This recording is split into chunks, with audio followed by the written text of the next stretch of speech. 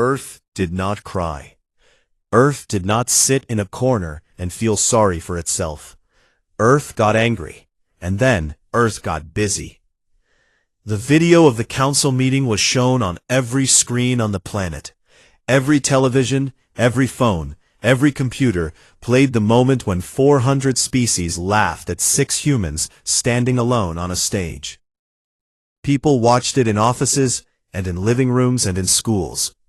They watched the Draketh counselor call them animals. They watched the High Counselor wave his hand and send them away like they were dirt on his shoe. And something happened that had never happened before in all of human history. Everyone agreed. Every country, every government, every person with a heartbeat agreed on one thing. This would never happen again. Within 6 months, the United Earth Defense Directorate was created. One organization, one mission. Make humanity strong enough that no one in the galaxy would ever laugh at them again. Admiral Grace Whitfield was put in charge of the military side. She was 53 years old, with short gray hair and dark eyes that could make a room go quiet just by looking around it. She had commanded Earth's first deep space patrol fleet. She had ended a rebellion in the asteroid belt without firing a single shot. People who worked with her said 2 things about her. First, she was the smartest person in any room she walked into. Second, you never wanted to be on her bad side. Dr. Sam Ortega ran the science side. He was younger, barely 40, with messy hair and a smile that made people trust him. He was one of the people who had figured out how to travel faster than light. His brain worked in ways that most people could not follow, but he had a gift for making hard things simple. Together they started building. Hannah Reeves had done during the visit to Tyrellus Station. While everyone else had been focused on the council meeting, Reeves had been recording everything. Every energy reading, every material scan, every piece of alien technology she could point her equipment at. It was not exactly allowed, but since the council had said humanity was not part of the Accord's rules did not apply to them. Ortega's team spent months going through the data. What they found changed everything. The Velthari shields work on a single frequency, Ortega told Whitfield during a meeting deep inside a mountain base. Think of it like a bell ringing at one note. It is strong, but if you hit it with the right opposite note, it breaks. No one in the Accord has ever tried, because no one has ever needed to fight the Velthari. And our shields? Whitfield asked. Ortega grinned. Ours change frequency thousands of times per second. Like a bell that keeps changing its note before anyone can figure out how to break it. We tested it against everything in the Accord database. Nothing gets through. Weapons? Ortega pulled up a picture on the screen. It showed a long metal rod, simple and plain. We call it the Havoc Accelerator. It fires a solid piece of tungsten at 12% the speed of light. No energy flash before it fires, so there is no warning. Against the best armor in the Accord, it goes straight through like a bullet through wet paper. Whitfield stared at the screen for a moment. Then she said, "Put it on every ship." The shipyards above Mars worked day and night. The old fleet of 40 small ships was taken apart. In their place, new ships began to take shape. Destroyers called the Valor class, fast and deadly. Cruisers called the Sentinel class, tough and bristling with weapons. And one ship that was bigger and more powerful than anything else, a ship that Whitfield herself had helped design. They called it the ESV Defiance. It was a name that said everything about how humanity felt. Nathan Cole, now promoted to Rear Admiral, was given command of the Defiance.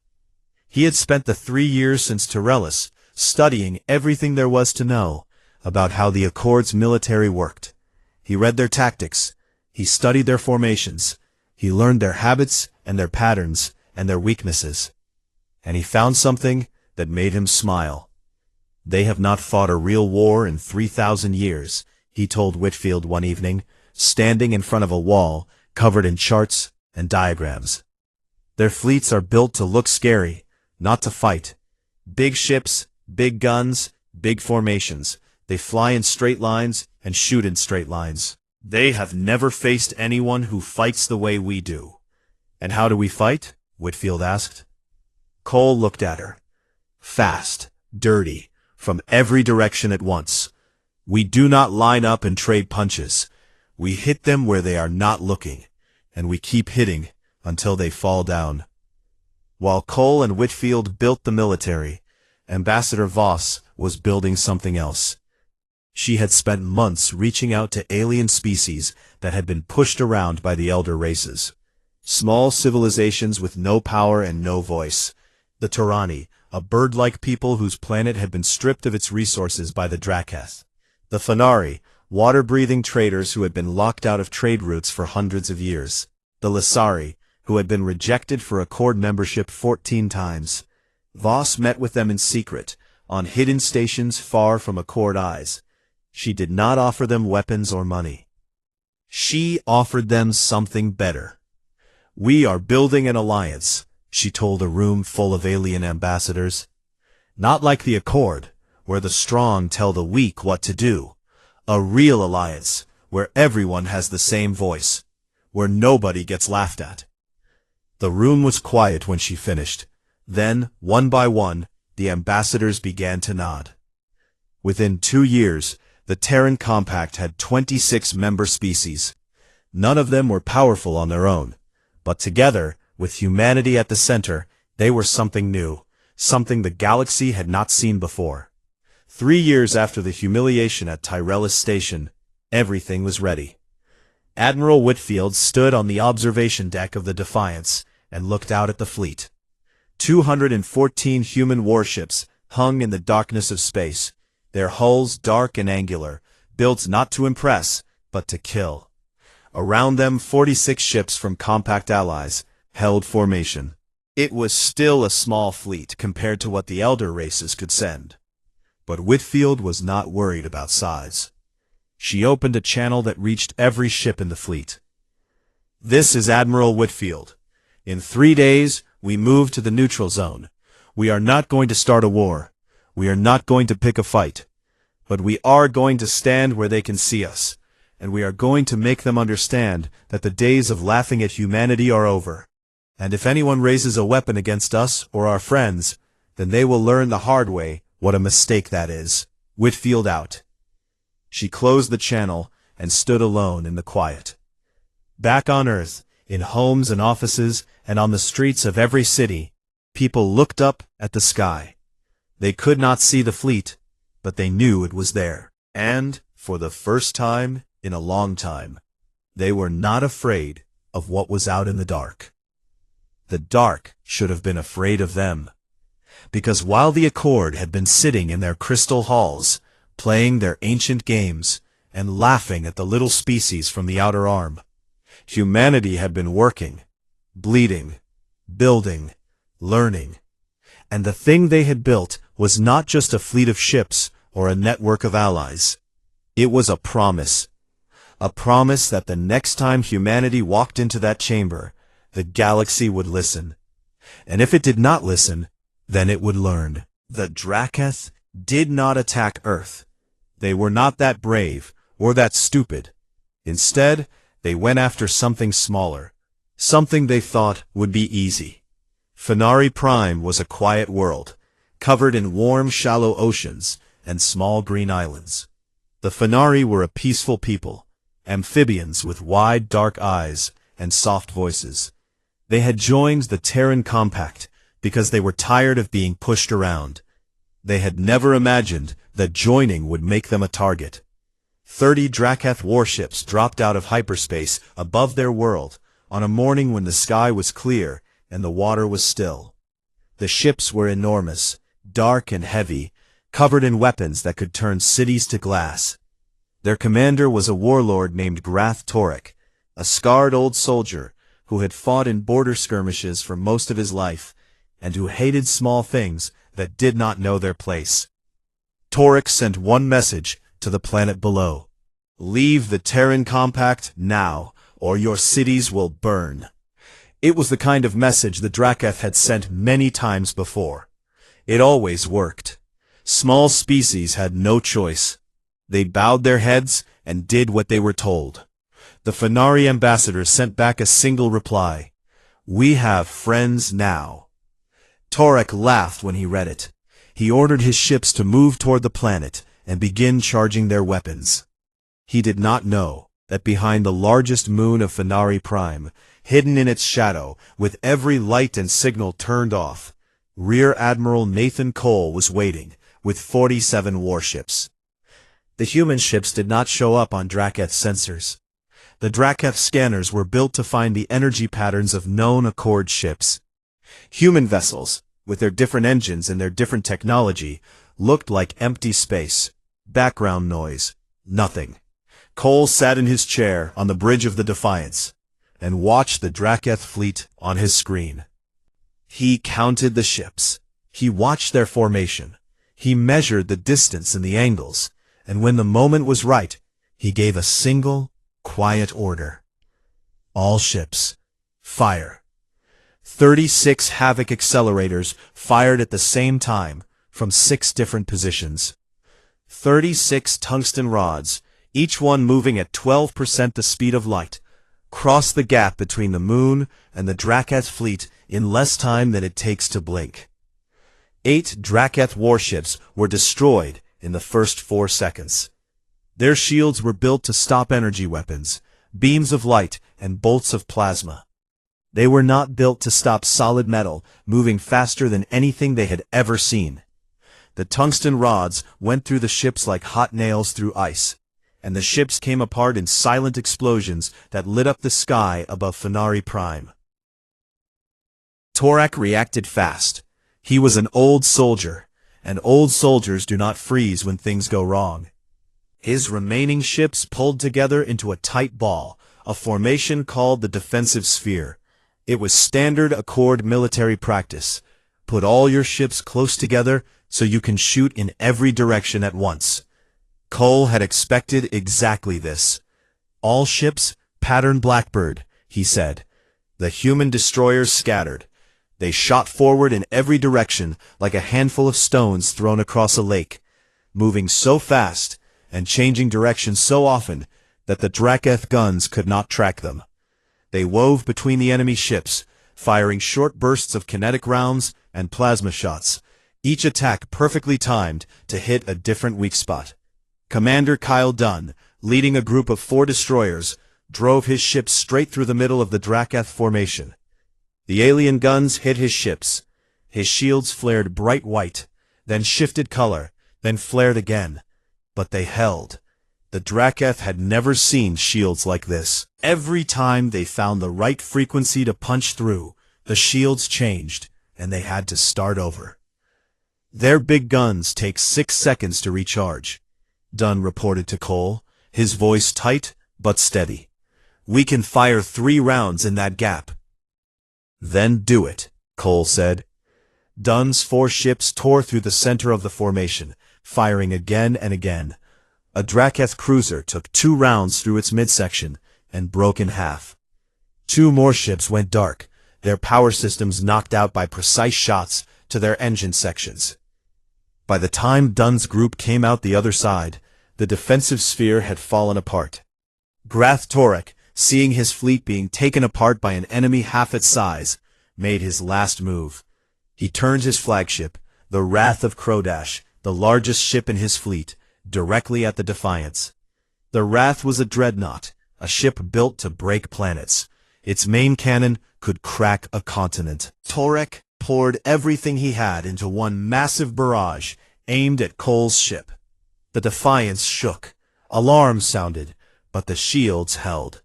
Commander Amy Lynn, Cole's second-in-command, read the numbers from her station. Shields at 71%, already recovering. Cole looked at the screen showing the Wrath of Krodash, a ship 10 times his size, pouring fire at him with everything it had. And it was not enough. "Return fire," Cole said. 1 round. The Defiance's main gun fired once, a single tungsten slug, 2 meters long, moving at 12% the speed of light. It hit the Wrath of Krodash in the middle of the ship. The dreadnought folded inward, like a piece of paper being crumpled in a fist. Then, it exploded. The flash was so bright that the people on Fenari Prime, standing on their islands and looking up at the sky, could see it clearly. A new star that burned for 3 seconds and then went dark. The remaining Draketh ships ran. They turned and fled as fast as their engines could carry them, leaving behind the wreckage of their fleet and the body of their commander. The battle had lasted 11 minutes. On the bridge of the Defiance, Cole leaned back in his chair and let himself breathe. "Damage report," he said. "3 destroyers took heavy hits, but are still flying," Lynn said. "No ships lost. 14 people wounded across the fleet. No one dead." Cole closed his eyes for a moment. Then he opened them and said, "Get me Admiral Whitfield." When Whitfield appeared on the screen, Cole kept it short. "They came for Fenari Prime. We stopped them. They lost 22 ships, including their flagship. We lost nothing." Whitfield was quiet for a second. When she spoke, her voice was steady. "The Council will hear about this within hours. I know. They will come for us. I know that too." Whitfield looked at him through the screen. "Are you ready?" Cole thought about the laughter in the council chamber 3 years ago.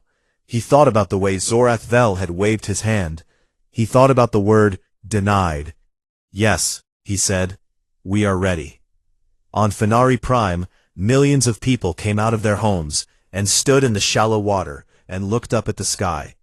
They could see the wreckage of the Draketh fleet drifting across the stars like falling leaves, and they made a sound, a deep, low hum that rose from every island and every ocean, the sound the Fenari made when they felt something so big and so good that words were not enough.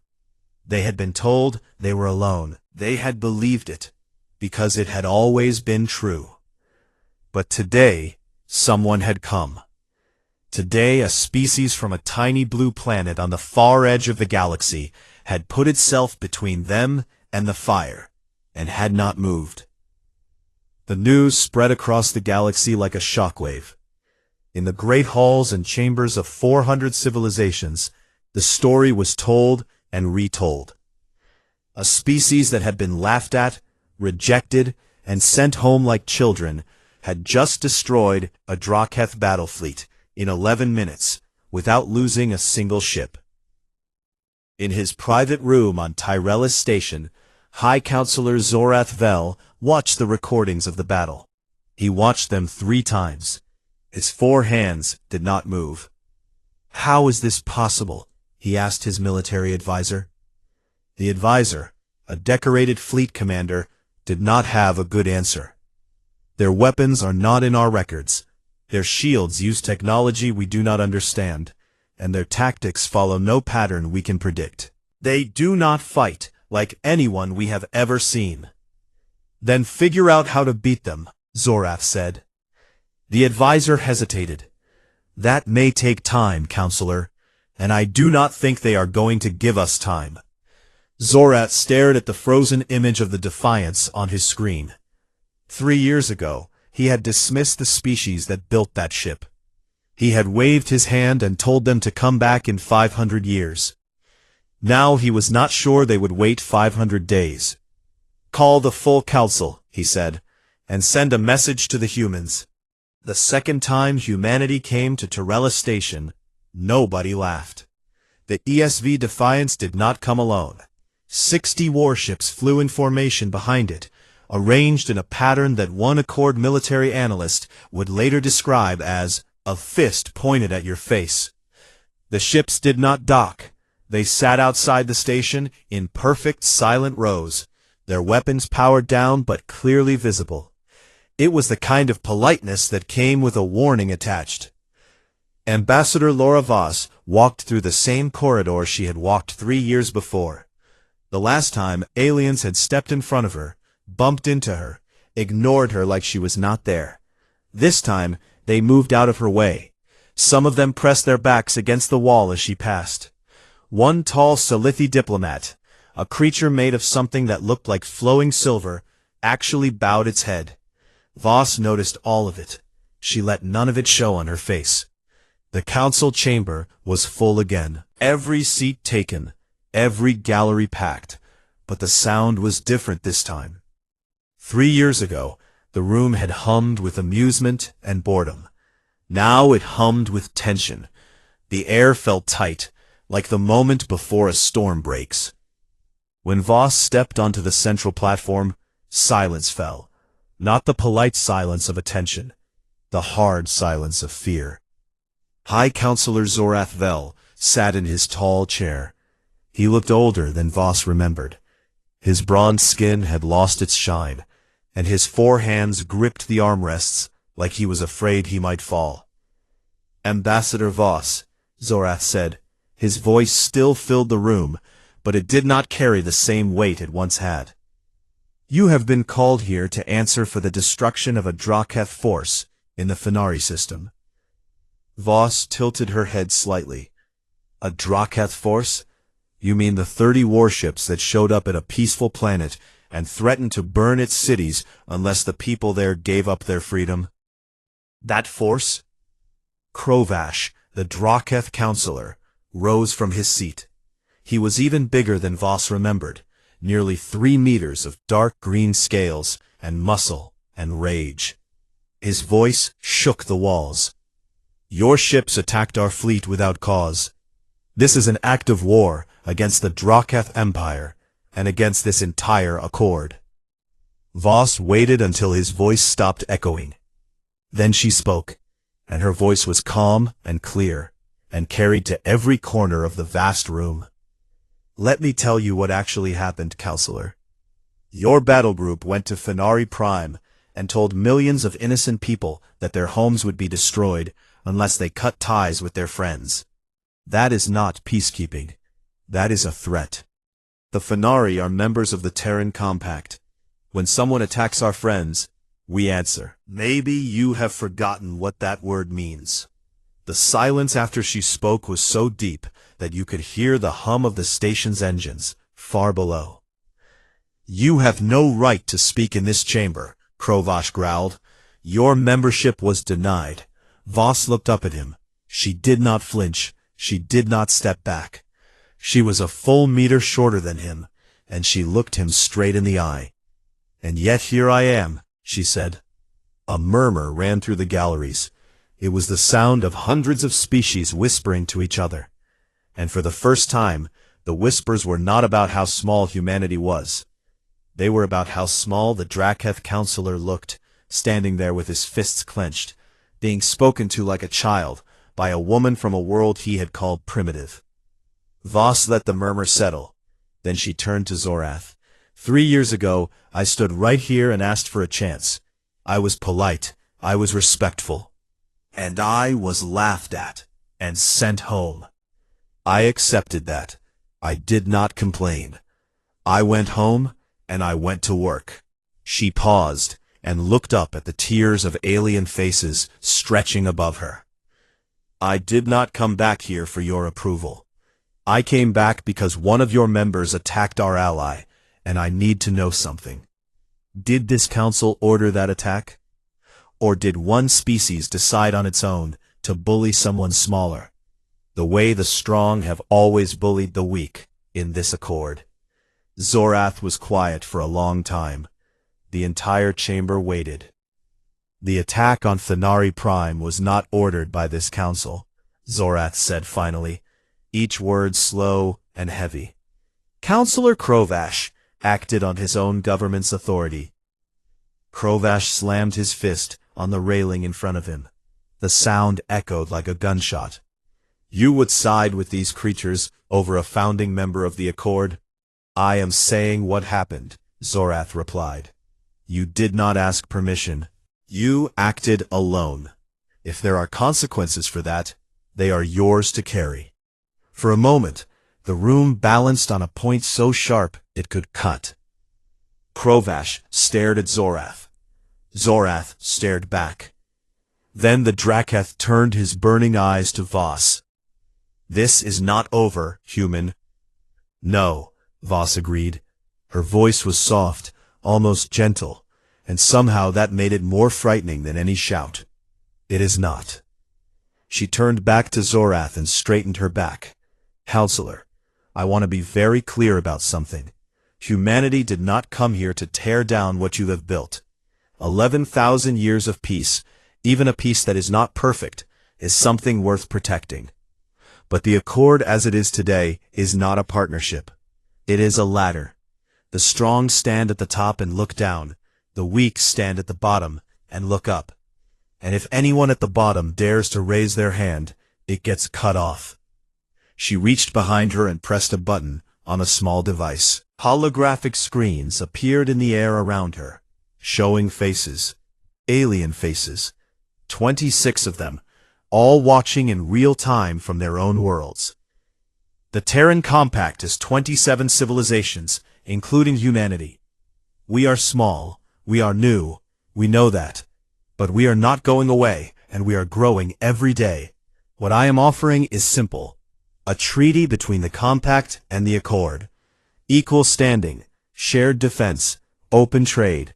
No more upper races and lower races. No more tears. No more laughter. The chamber erupted.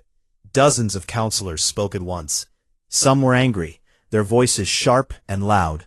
Some were confused. A few, scattered here and there in the galleries, were quiet. They sat still, and they listened, and on their faces was an expression that looked a lot like hunger. The hunger of someone who has waited a long time to hear words like these. Zorath raised all 4 hands, and the noise died slowly. "What you are asking for has never been done," he said. "Most things worth doing have never been done before," Voss replied. Zorath studied her. He looked at the holographic faces around her. He looked at the galleries, at the hundreds of lesser species sitting in the cheap seats at the top of the chamber. Species that had never had a voice in anything. He could feel their eyes on him. He could feel the shift in the room, the way the ground was moving under his feet, even though he sat in the tallest chair. "The Council will think on your words," he said. "You will have our answer within 1 cycle." "We will wait," Voss said. "We are good at waiting." She turned and walked off the platform. The holographic faces of 26 civilizations watched her go. In the galleries, there were aliens who looked at her not with hate or fear or amusement, but with something they had not felt in a very long time. Hope. Small and fragile, like a candle in a dark room, but real. Outside the chamber, Cole was waiting at the shuttle. "How did it go?" he asked. "Provash wants to kill us. Zorath is thinking about it. The rest do not know what to feel." "So about what we expected." "About that, yes." Voss sat down in the shuttle and pressed her fingers against her forehead. She was tired. Not the kind of tired that sleep fixes, but the kind that settles into your bones when you have been carrying something heavy for a very long time. "The Draketh will not accept this," she said. "Provash lost ships. He lost face. His people will want blood." Cole nodded. "Whitfield is already moving the fleet into position. If they come, we will be ready." Voss looked at him. "All 400 species." Cole was quiet for a moment. Then he said something that Voss would remember for the rest of her life. Not because it was clever or dramatic, but because of the way he said it. Calm, sure, like he was describing the weather. "Then we teach them what happens when you push humanity into a corner." The shuttle lifted off and flew back to the Defiance. Behind them, Tarella's station glowed in the dark, a monument to 11,000 years of power. But monuments can fall, empires can crack, and sometimes the smallest stone, thrown at the right angle, can bring down the tallest wall. In the council chamber, as the delegates filed out, a young Tirani diplomat stopped at the doorway and looked back at the empty platform where the human woman had stood. She was small, this Tirani, with feathers the color of sunset, and eyes that had seen too many bad days. She thought about what the human had said. Equal standing. No more tears. No more laughter. She whispered a word in her own language. A word that meant finally. Then she turned and walked out into the light. They came with everything. 412 Drakath warships dropped out of hyperspace at the edge of the Sol system, the largest military force the galaxy had seen in 3,000 years.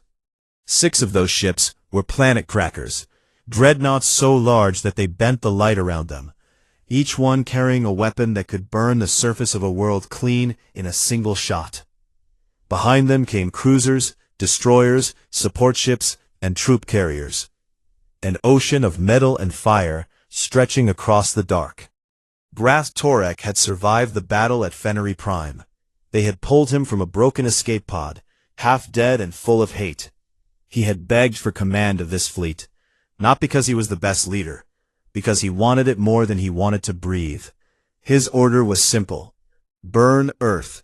Kill everything on it.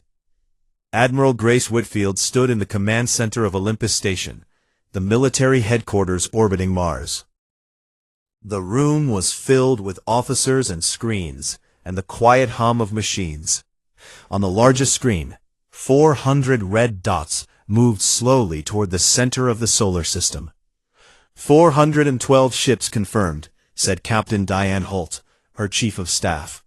6 planet crackers, 80 cruisers. The rest are smaller. They will reach Earth in 9 hours. Whitfield looked at the screen the way a chess player looks at a board. Our numbers? 214 of ours, 46 from the compact allies, 260 total, all in position. Orbital defense platforms are online, planetary shields at full power.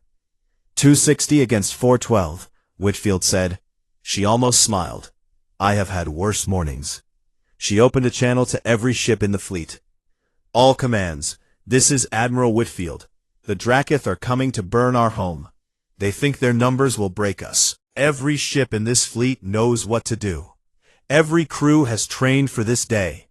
We do not need to match them 1 for 1. We need to be smarter, faster, and harder than anything they have ever faced. Hold your positions. Trust each other. And remember that this is our home. Nobody takes it from us. Whitfield out. Cole, aboard the Defiance, had built his plan around one simple truth. The Drakath would do what they always did. They would form a giant wedge and fly straight at the biggest target. It was the only way they knew how to fight. All muscle, no brain. He did not plan to meet them head-on. He had spread his ships across the entire solar system, hiding them behind moons and asteroids, and orbital platforms. The Drakath would fly into a trap that stretched millions of kilometers. The first blow fell at the orbit of Jupiter. Hidden among the gas giant's moons, a network of automatic weapons platforms opened fire. Over 100 tungsten slugs shot through space at impossible speed and slammed into the front of the Drakath formation. 23 ships died before they even knew they were being attacked, torn apart by metal moving too fast to see. Torek ordered his fleet to keep going. He knew the platforms were one-shot weapons, unable to fire again. But that was the point. The platforms were not meant to stop the fleet. They were meant to make Torek angry. Angry people make mistakes. The second blow came at the asteroid belt. Commander Kyle Dunn led 30 destroyers out from behind the rocks, in a fast, vicious attack on the fleet's left side. His ships appeared, fired everything they had, and vanished back into the asteroids before the Drakath could shoot back. 11 more enemy ships went dark. Dunn lost 2 destroyers, the first human ships to die in the war. Torek, shaking with rage, sent 40 ships to chase Dunn into the asteroids. This was the mistake Cole had been waiting for. The 40 Drakath ships flew into the debris field near the dwarf planet Ceres and found not 30 human ships, but 80, reinforced by compact allies that had been hiding there for days. The fight was short. The 40 Drakath ships were destroyed, all of them. By the time the main fleet reached Mars, Torek had lost almost 100 ships. He still had over 300. He still believed he could win. He was wrong. Whitfield activated the Sol defense network, and the space around Earth became a place where nothing could survive. Weapons platforms, satellite guns, and ground-based launchers created a web of fire so thick that approaching Earth was like walking into a wall of needles. The Draketh hit this wall and began to die. Dreadnoughts that could crack planets found themselves attacked from every direction at once. Dozens of weapons hit them at the same time, peeling away their armor, layer by layer. Cruisers trying to push through the gaps were met by wolf packs of human destroyers that swarmed them like angry wasps, firing and moving, never staying in one place long enough to be targeted. Cole brought the Defiance into the middle of it. The great ship moved through the battle with a terrible grace, its shields swallowing everything the Draketh threw at it, while its guns took apart one ship after another. Around it, human and compact vessels darted and struck, each one knowing exactly where to be and when to be there. Commander Amy Lynn sat in the combat center of the Defiance, her voice the steady heartbeat of the entire battle. She guided ships, called targets, and managed a fight that spread across millions of kilometers, like she was directing traffic on a busy road. Group 7, move to your right. Wolfpack Delta, 3 cruisers heading for the orbital platform. Stop them. All ships, the dreadnoughts are charging their main guns. Do not let them fire. The fighting was the worst humanity had ever known. Ships burned. People died. The destroyer ESV Gallant took a direct hit and broke apart, all 60 of her crew gone in an instant. The cruiser ESV Forthright, seeing a damaged compact ship about to be destroyed by a Draketh warship, turned and rammed the enemy vessel. Both ships died in the same explosion. The crew of the Forthright had made their choice in less than a second. They chose to save their friends. But the line held. It bent, it bled, but it held. Grath Torek, watching his dream of burning Earth turn to ash around him, made his last move. He pointed his flagship, the Fist of Empire, the newest and most powerful dreadnought in the Draketh fleet, straight at Earth, and began charging its planet-cracking cannon. One shot. That was all he needed. One shot, and he could kill billions. A single ship, breaking away from the fight, driving toward Earth with its weapon glowing brighter by the second. All ships, clear the path. Defiance is moving to intercept. The Defiance surged forward, placing itself directly between the Fist of Empire and the blue-green planet behind it. The two dreadnoughts flew toward each other at terrible speed, and everyone on both sides of the battle stopped breathing. "He is going to fire," Lynn said. Her voice, for the first time, was not steady. "So are we," Cole said. "Main gun, full power, everything we have." The Defiance's primary weapon hummed to life. The whole ship shook with it, a sound you felt in your chest more than you heard with your ears. On the screen, the Fist of Empire's cannon was glowing white-hot, seconds from firing. Cole fired first. The slug that left the Defiance was not the standard round. It was a 4-meter rod of depleted uranium, fired at 15% the speed of light, by every bit of power the ship could give it. It crossed the space between the two dreadnoughts faster than thought. It hit the Fist of Empire right in its charging weapon. All that stored energy, enough to burn a continent, exploded backwards into the ship. The dreadnought did not blow up in the normal sense. It was there, and then it was light, a flash brighter than the sun that lasted 2 seconds and then was gone, leaving nothing behind but dust and silence. Grath Torek died in that light. His hate, his rage, his dream of burning a world to punish the creatures that lived on it. All of it ended in 2 seconds of white fire. The remaining Draketh ships broke. They turned and ran, scattering in every direction, chased by human wolf packs that drove them to the edge of the system and beyond. Of the 412 ships that had come to destroy Earth, fewer than 90 made it out alive. In the silence that followed, As the debris fields cooled and the rescue ships began their work, Whitfield spoke to the fleet one last time. Today we defended our home. Today we showed the galaxy what we are made of. We have paid for this day with lives that cannot be replaced. Honor them. Remember them. Not as victims, but as people who stood up when it mattered and did not back down. To the Galactic Accord I say this: we are still here. We are still willing to talk. But the next time someone points a weapon at our world, remember what happened to the last ones who tried. 3 days later, a message arrived from High Counselor Zorath Vel. It was addressed to Ambassador Voss, and it was the shortest diplomatic communication in the history of the Galactic Accord. The Council accepts your proposal. We would like to discuss terms. Voss read it in her office on the Defiance. She sat still for a long time, holding the message, looking out the window at the stars.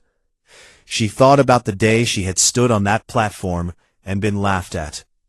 She thought about the sound of that laughter, how it had followed her all the way home, how she had carried it with her every day for 3 years like a stone in her pocket. She put the message down and picked up her tablet. Then she began to write.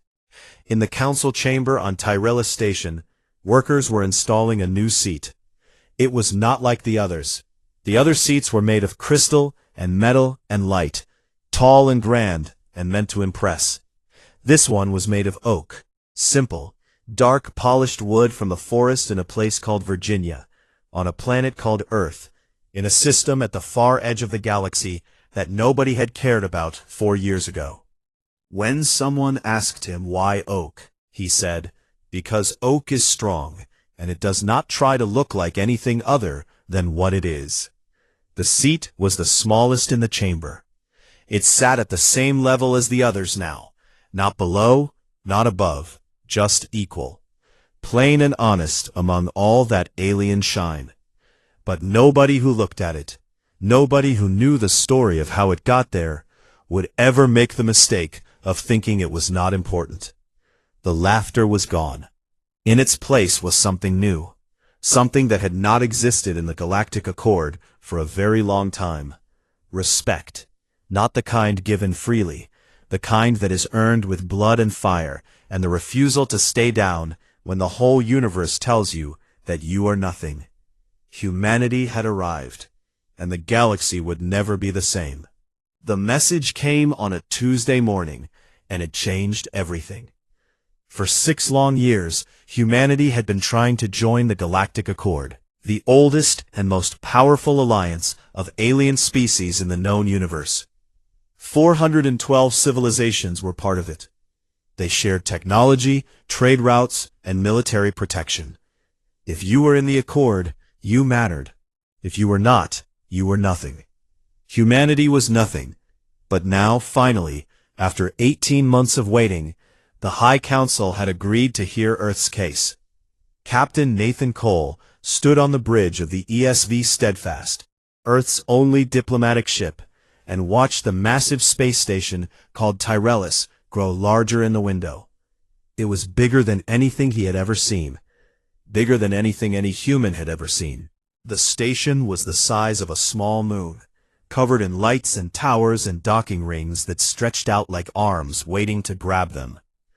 "That thing could swallow our whole fleet," said Lieutenant Kyle Dunn from the pilot seat. His voice was quiet, almost a whisper. "It could," Cole said. "Keep us steady." Behind them, Ambassador Laura Voss sat in a chair with a tablet in her hands. She had read her notes so many times that she could say them in her sleep. She was a calm woman, careful with her words, and she had been chosen for this job because nothing scared her, at least nothing she would show. Their escort, 2 alien patrol ships from the Velthari race, guided them into a docking area so large that the Steadfast looked like a toy boat in an ocean. All around them, ships from other species filled the docking rings.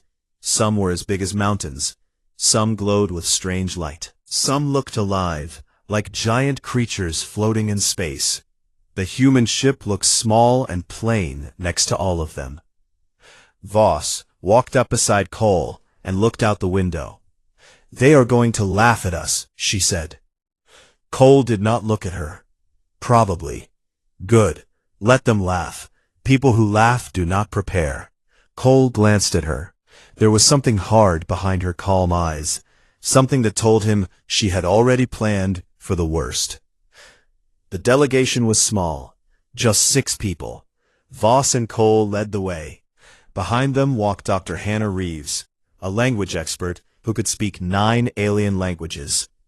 Next to her was Lieutenant Dunn, and behind them, 2 Marines, Sergeant Eli Marsh and Corporal Tanya Bright, walked in full dress uniform, with their backs straight and their faces blank. 6 humans, walking into the heart of a galaxy that did not want them. The council chamber was the largest room any of them had ever entered. It was made of crystal and light, with rows of seats rising up in circles, higher and higher, until the top rows disappeared into a kind of glowing mist. Thousands of aliens filled those seats.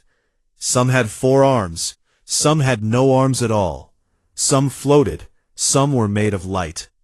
The noise was constant, a low hum of voices in hundreds of languages, all being translated at once by machines built into the walls. When the 6 humans stepped onto the platform at the center of the room, the hum did not stop. It got louder. Hannah Reeves could hear sounds she recognized as laughter, not kind laughter. The kind of laughter you hear when someone walks into a place where they do not belong. High Counselor Zorath Vel sat in the tallest chair. He was Velthari, an old one, with 4 arms and skin that looked like polished metal. He looked down at the humans the way a man might look at insects on his kitchen floor. "You are the species called humanity," Zorath said. His voice filled the chamber. "From a small planet called Earth, you wish to join the Galactic Accord."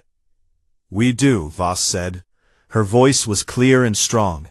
It did not shake. "We come seeking partnership, trade, and friendship with the civilizations of this accord." Zorath tilted his head. "Your species has had faster-than-light travel for less than 6 of your years. You have no colonies outside your home system. Your military has fewer than 40 ships. You have given nothing to this galaxy. No science, no culture, no strength." A huge reptilian alien named Krovash, a Dracath counselor, stood up. He was almost 3 meters tall, covered in dark green scales, and his voice was like rocks grinding together. "They are animals," he said. "They still burn dead plants for energy. They fight wars against each other on their own world. Letting them in would be a joke." Laughter filled the chamber. Real, open, cruel laughter. It came from every direction, from hundreds of alien throats and mouths, and things that were not mouths. It echoed off the crystal walls, and rained down on the 6 humans standing alone on the platform. Voss did not move. She stood with her hands together, her chin level, her eyes forward. She waited. She let every second of that laughter burn into her memory. When the sound finally faded, she spoke again. "We know that we are young. We do not pretend to be anything else. But being young does not mean being weak. We came here in good faith, and we ask only for the chance to show what we can do." Zorath looked at her for a long time. Then he waved one of his 4 hands, a slow, final gesture. "Your request is denied," he said. "The Accord does not accept species that have nothing to offer. You may try again in 500 of your years. This meeting is over." A crystal rod struck a surface somewhere, and the sound rang through the chamber like a funeral bell. It was done. The 6 humans walked back through the long corridor to their ship. Nobody spoke for a while. Their boots made the only sound, clicking against the alien floor. Sergeant Marsh was the first to break the silence. 500 years, he said. His jaw was tight. "They told us to come back in 500 years. "They did," Voss said. She was not looking at him. She was looking straight ahead, and her face had not changed, but something in her eyes had shifted. Something cold had settled there, something that had not been there before. "Remember this," she said, and her voice was quiet, but it carried weight. "Every single one of you. Remember how this felt. Remember the laughter. Remember what they called us. Because we are going to come back to this place. And when we do, no one in this chamber will be laughing." Cole said nothing. He walked beside her in silence, his gray eyes taking in every detail of the station around them, every ship, every piece of technology, every doorway and corridor. He was not angry the way Marsh was angry. He was something worse. He was thinking. When they reached the Steadfast and the docking clamps released, and the little human ship pulled away from the giant station, Cole stood at the window and watched Tyrellis shrink behind them. Voss came and stood beside him. "They think we are nothing," she said. Cole nodded slowly. "Good," he said. "That means when we come back, they will not be ready." Voss looked at him. "You already have a plan, do you not?" Cole did not answer right away. He just watched the stars. "Not yet," he said. "But I will." The Steadfast turned toward Earth, and the 6 humans went home. Behind them in the great crystal chamber, the council had already forgotten about them. The laughter had faded. The elder races went back to their business, their treaties, their ancient games of power. They did not know what they had just started. They did not know that somewhere on a small blue planet, in the outer arm of the galaxy, a fire had been lit. Not a fire of anger, though there was anger. Not a fire of hate, though there was some of that too. It was a fire of purpose, a cold, steady, patient fire that would not go out until the whole galaxy knew its heat. Humanity had been told to wait 500 years. Humanity had other plans.